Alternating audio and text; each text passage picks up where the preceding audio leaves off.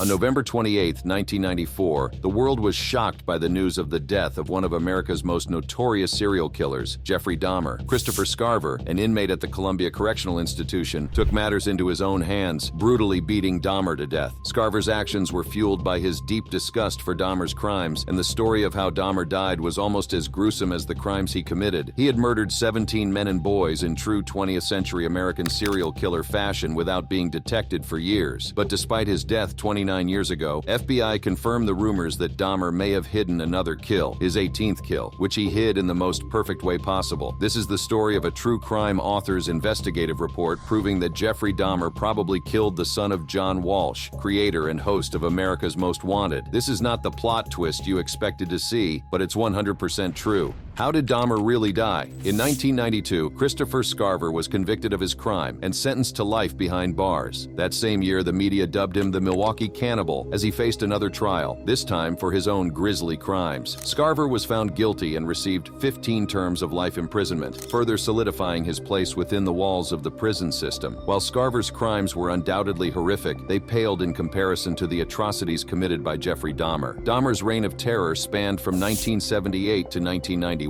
During which he murdered at least 17 young men and boys. Some of his victims were even subjected to cannibalism, leaving a trail of horror and devastation in his wake. Jeffrey Dahmer's crimes garnered widespread media attention, making him a household name synonymous with cannibalism. The gruesome condition in which police found his victims, dismembered and prepared for consumption, sent shockwaves through the nation. Dahmer's presence in the correctional facility was met with revulsion, not only from the general public but also from his fellow inmates. Dahmer's fate was sealed from the moment he entered the prison system. While the state of Wisconsin prohibited capital punishment, his crimes were so heinous that any prison term would essentially be a death sentence. Additionally, the fact that Dahmer was gay and had raped his young male victims added another layer of stigma and hostility within the prison walls. Initially, Dahmer spent his first year in the Columbia Correctional Institution in solitary confinement with his consent. This decision was made to minimize his impact on other inmates, recognizing the potential danger he posed. However, after a year of isolation, Dahmer grew restless and decided to join prison life. According to Scarver, Dahmer showed no signs of remorse for his actions. In fact, he seemed to relish in taunting his fellow inmates. Scarver claimed that Dahmer would use prison food and ketchup to replicate bloody severed limbs, a macabre display that only fueled the anger and disgust of those around him. Prison life was not without its dangers for Dahmer. He found himself embroiled in several heated interactions with other inmates. One notable incident involved a fellow inmate named Osvaldo DeRuthi, who attempted to slash Dahmer's throat with a razor in front of guards. While Dahmer escaped serious injury, it was clear that his presence was a source of tension and animosity among the prison population. However, it was on November 28, 1994, that the simmering tensions between Dahmer and Scarver reached their boiling point. The events that unfolded on that day would forever change the narrative surrounding Dahmer's life and his ultimate demise. On that fateful day, November 28, 1994, the stage was set for a confrontation that would forever alter the course of history within the walls of the Columbia Correctional Institution. Christopher Scarver, Jeffrey Dahmer, and Jesse Anderson, 3 inmates assigned to clean the prison's gymnasium, found themselves in a situation that would escalate into a horrifying tragedy. As Scarver, Dahmer, and Anderson went about their cleaning duties, tensions began to rise. The atmosphere was thick with unease, fueled by the underlying animosity Scarver harbored towards Dahmer. It was during this mundane task that a seemingly innocuous incident served as the catalyst for the violent events that would soon unfold. Either Dahmer or Anderson, perhaps unaware of the powder keg of emotions brewing within Scarver, poked him in the back. The action was followed by a snicker, a callous display of disregard that pushed Scarver over the edge. In that moment, Scarver's deep disgust for Dahmer's crimes merged with the pent-up anger he had carried since his own troubled past. Seizing an opportunity, Scarver's eyes fell upon a 20-inch metal bar, a piece of exercise equipment within the gymnasium. With no guards around to intervene, Scarver unleashed his fury upon Dahmer, striking him over the head twice with the metal bar and mercilessly smashing his head against the wall. In a shocking turn of events, Dahmer did not fight back. Instead, he seemed to accept his fate, perhaps recognizing the justice that had finally caught up with him. Scarver's blows were relentless, fueled by a mixture of rage, disgust, and a desire to rid the world of a monster. The brutal assault left Dahmer battered and barely clinging to life. But Scarver's rampage did not end with Dahmer. In a fit of uncontrollable rage, he turned his attention to Jesse Anderson, the other inmate present during the confrontation. Scarver's fury knew no bounds as he unleashed a torrent of violence upon Anderson, ending his life in a tragic and brutal manner. The aftermath of the confrontation was a scene of horror and chaos. Dahmer, still clinging to life, was discovered by prison staff and rushed to the hospital. However, his injuries were too severe, and he was soon pronounced dead. The cause of Dahmer's death was determined to be blunt force trauma, delivered with brutal force by Scarver. In the wake of the attack, Scarver's motives were called into question. While he claimed that God had instructed him to carry out the assault, some speculated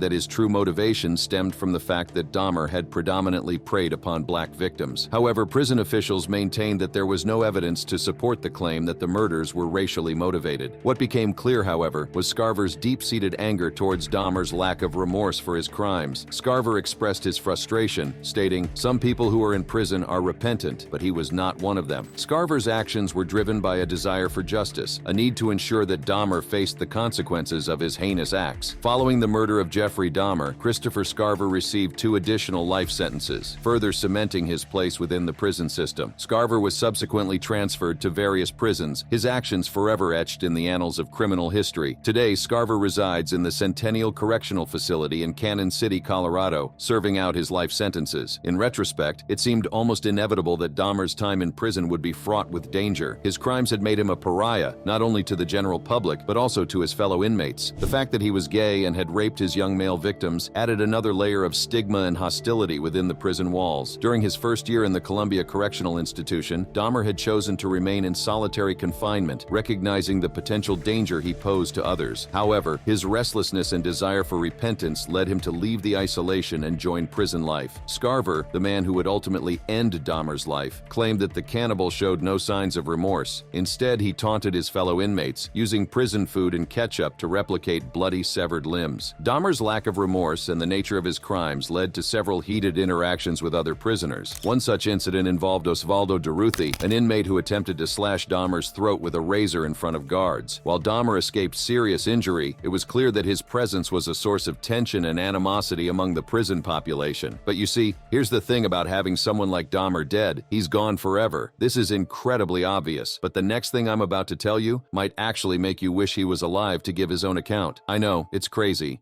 The big secret.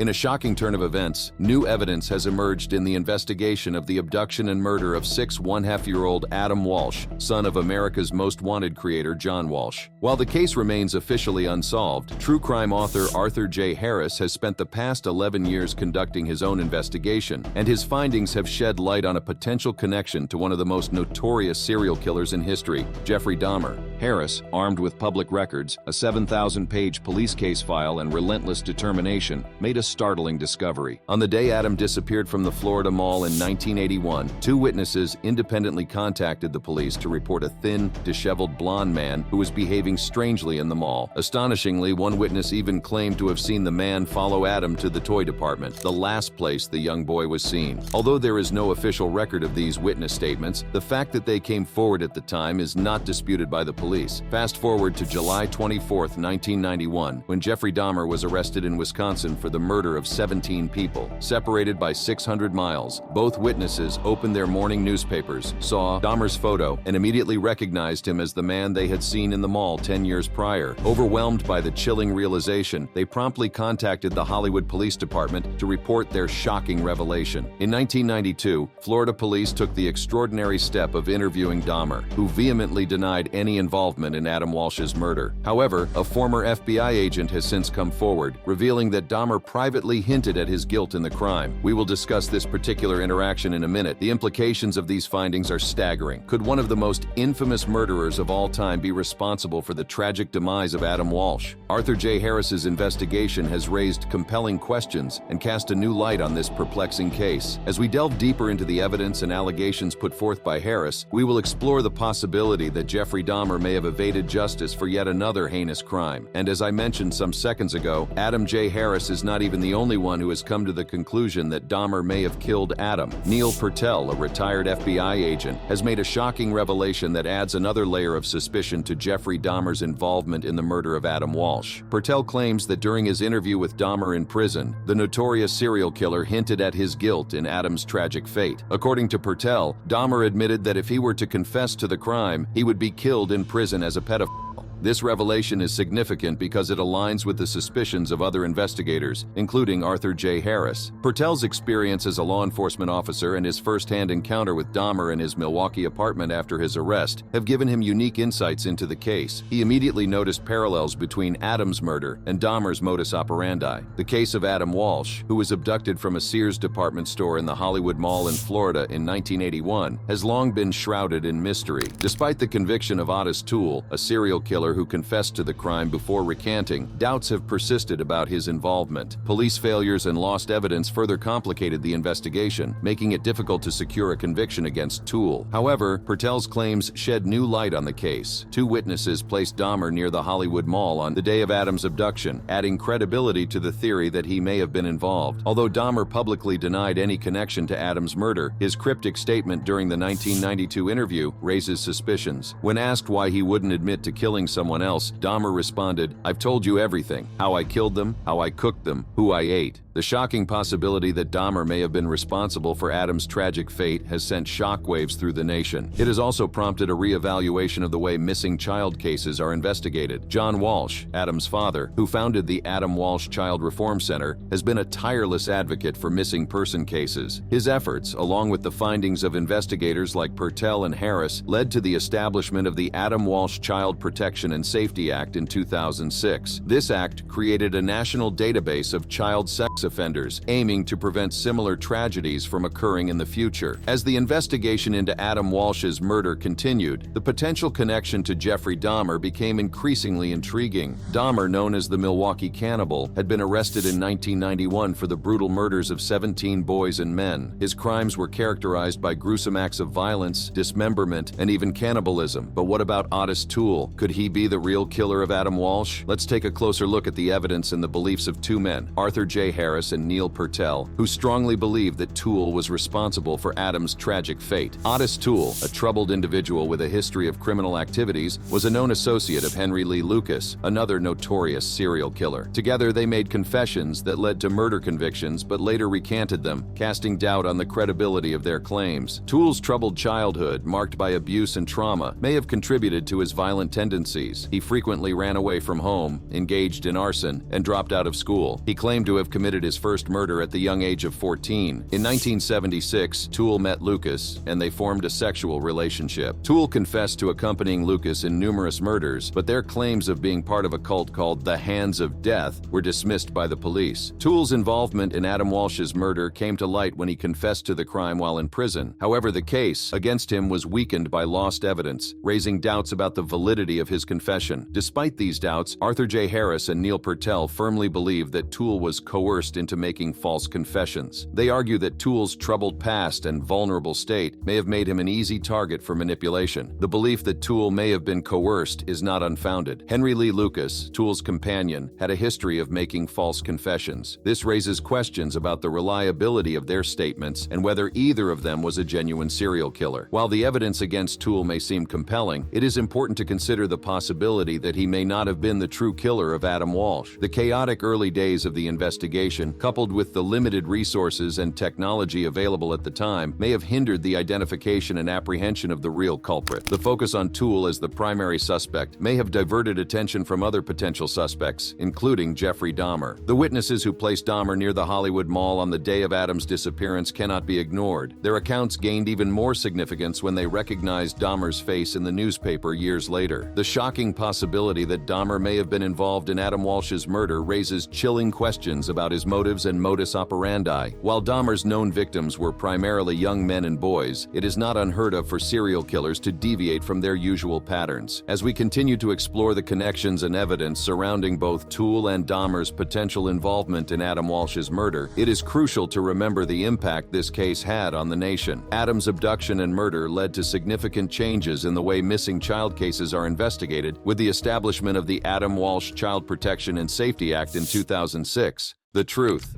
We've talked all about the theory of Dahmer being the killer, but the truth is that there is already a popular belief about who actually killed Adam, and it's not Dahmer. You see, it was on a seemingly ordinary summer day in Hollywood, Florida, when tragedy struck the Walsh family. On July 27, 1981, 6-year-old Adam Walsh accompanied his mother, Rev, to the Sears department store at the Hollywood Mall. Little did they know that this innocent shopping trip would soon turn into a nightmare. As Rev browsed through the aisles, Adam ventured off to the toy section, his eyes filled with excitement and wonder. It was there, in the midst of the bustling store, that evil lurked in the shadows, waiting for the perfect opportunity. Unbeknownst to Adam and his mother, a sinister figure had been watching their every move. Otis Tul, a convicted serial killer, had set his sights on the young boy. With a chilling determination, Tul seized the moment when Adam was momentarily out of sight. In a matter of seconds, Tul snatched Adam away from the safety of his mother's watchful eyes. Panic and chaos ensued as Reeve frantically searched for her son, her heart pounding with fear. The store became a whirlwind of confusion as employees and shoppers joined the desperate search for Adam. But as minutes turned into agonizing hours, the realization sank in that Adam had been taken, stolen from his family's embrace. The news of Adam's abduction spread like wildfire, gripping the nation with a sense of shock and disbelief. The Walsh family's worst nightmare had become a chilling reality. John and Reeve Walsh, devastated by the loss of their precious son, refused to succumb to despair. They channeled their anguish into a relentless pursuit of justice, vowing to do whatever it took to bring Adam home. Through tear-filled interviews and public appeals, John and Reeve pleaded for any information that could lead to Adam's safe return. Their unwavering determination touched the hearts of millions as the nation rallied behind them in their quest for answers. The community, too, united in a collective effort to find Adam. Volunteers scoured neighborhoods, distributed flyers, and held vigils, hoping to uncover any clue that could bring Adam back to his family. Days turned into weeks, and the search for Adam seemed to grow more desperate with each passing moment. But John and Reeve never gave up hope, clinging to the belief that their son was still out there, waiting to be found. The search for 6-year-old Adam Walsh had consumed the nation as the desperate quest to bring him home safely continued. But as the days turned into weeks, a devastating discovery would shatter the hopes of John and Reeve Walsh. It was in a drainage canal in Indian River County that a grim and horrifying truth was revealed. 2 weeks after Adam's abduction, his severed head was found, sending shockwaves through the nation. The news of this gruesome discovery reached John and Reeve, plunging them into a depth of despair that no parent should ever have to endure. Their worst fears had become a haunting reality. The loss of their beloved son was an unimaginable pain, one that would forever leave a void in their hearts. But even in the midst of their grief, John and Reeve found the strength to carry on, fueled by an unyielding resolve to seek justice for Adam. Through tear-stained interviews, John and Reeve shared their anguish with the world, their voices trembling with a mix of sorrow and determination. They vowed to fight for Adam, to ensure that his voice would never be silenced. John Walsh, in particular, became a tireless advocate for victims of violent crimes. His unwavering commitment to seeking justice not only for Adam, but for all those who had suffered similar fates, led him to host the groundbreaking television program America's Most Wanted. With each episode, John brought attention to unsolved cases, giving a voice to the voiceless and hope to those who had lost loved ones. His dedication to the cause would inspire a nation and pave the way for significant changes in the fight against crime. As the investigation unfolded, the spotlight turned to Otis Tul, a convicted serial killer with a long history of violent crimes. Tul had a troubled upbringing, marked by abuse and neglect. He had a reputation for being a drifter, wandering from place to place, leaving a trail of destruction in his wake. Tul's connection to Adam's murder came to light when he confessed to the crime while in police custody for unrelated charges. According to his confession, Tul lured Adam to his car with promises of candy and toys. He then drove the young boy to a secluded location where he brutally killed him. Tul's confession sent shockwaves through the community and brought a glimmer of hope that justice would be served. However, the road to resolution would prove to be far from straightforward. Despite Tul's confession, the case faced numerous challenges. Lost evidence and the lack of concrete proof linking Tul to the crime cast doubt on the validity of his confession. The police and the Walsh family were left grappling with the uncertainty of whether Tul's admission was genuine or merely a ploy for attention. To add to the complexity of the case, Tul later recanted his confession, further muddying the waters. This turn of events left investigators and the public questioning the truth behind Tul's claims. Was he truly responsible for Adam's murder, or was he seeking notoriety? The lack of concrete evidence and the recanted confession created a frustrating roadblock for the police and the Walsh family. The case remained unresolved, leaving a void in their search for justice. Despite their best efforts, the truth seemed just out of reach. In 1996, Otis Tul passed away in prison, taking any potential answers with him to the grave. His death marked the end of a chapter in the Adam Walsh case, but it did not bring the closure that the Walsh Walsh family and the public desperately sought. Over the years, the case has remained closed, with no new evidence emerging since 2008. The mystery surrounding Adam's murder continues to haunt those involved and the nation as a whole. The search for justice and closure for Adam Walsh remains an ongoing battle. The case, unsolved for years, would eventually find its way into the hands of one man, Hollywood Police Chief Rick Stone. Today, we delve into the exhaustive review of this case by Rick Stone, a man whose relentless pursuit of justice brought closure to a case that haunted a nation. We will explore Stone's meticulous investigation, his step-by-step reasoning, and his unwavering belief that convicted serial killer Otis Tul was the true culprit behind this heinous crime. Stone took on the cold case of Adam Walsh, meticulously reviewing case files, evidence, and testimonies that had been collected over the years. His objective? To finally bring closure to a case that had haunted the nation for decades. Stone's investigation was methodical, his approach analytical. He dissected every piece of evidence, every testimony, every lead. His focus soon narrowed on one individual, Otis Tul. Despite Tul's recanted confession, Stone was convinced that he was the real culprit. But why? What led him to this conclusion? He dissected every detail, every inconsistency, every piece of evidence. Among the sea of information, certain pieces stood out to Stone. These were the pieces that, in his mind, pointed unequivocally to Tul. Tul's recanted confession was riddled with inconsistencies. Stone identified these, dissecting them with a fine-tooth comb. His analysis of Tul's behavior, patterns, and past crimes painted a picture that was hard to ignore. These pieces, when put together, formed a picture that was undeniable. Tul was the killer. But if you're still just as curious as I am, it means you're probably a fan of seeking out the truth like a detective. And this video on your screen is exactly what you need to satisfy that curiosity.